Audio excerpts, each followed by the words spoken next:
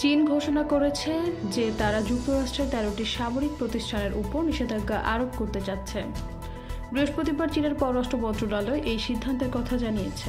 চীনের এই পদক্ষেপটি যুক্তরাষ্ট্রের মাধ্যমে তাইওয়ানের অস্ত্র বিক্রির প্রতিবাদ হিসেবে নেওয়া হচ্ছে। চীনের পররাষ্ট্রমন্ত্রী ওয়াং ই বলেছেন, মার্কিন যুক্তরাষ্ট্র চীনের ভূখণ্ড ব্যবহার করে তাইওয়ানের প্রেসিডেন্টের কাছে অস্ত্র বিক্রি করছে, যা চীনের সার্বভৌমত্ব এবং আঞ্চলিক অখণ্ডতার জন্য বিপজ্জনক। এদিকে দক্ষিণ চীন সাগর, ইউক্রেনের ইস্যু এবং চীনের সামরিক শক্তির উত্থান নিয়ে গত কয়েক বছর ধরে ওয়াশিংটন ও বেইজিংয়ের সম্পর্ক তিক্ত হয়ে উঠেছে। এর আগে যুক্তরাষ্ট্রের প্রেসিডেন্ট জো বাইডেনের শাসনামলে 2022 সালে প্রথমবারের মতো চীনকে এআই চিপ বিক্রিতে নিষেধাজ্ঞা দেওয়া হয়, যা 2023 সালের অক্টোবরে আরও কঠোর হয়। চীন থেকে নতুন প্রযুক্তি রপ্তানি, সামরিক সক্ষমতা বৃদ্ধি ও কৃত্রিম বুদ্ধিমত্তার উন্নয়ন ঠেকানোর উদ্দেশ্যে যুক্তরাষ্ট্রের এসব পদক্ষেপ প্রতিনিয়ত হচ্ছে।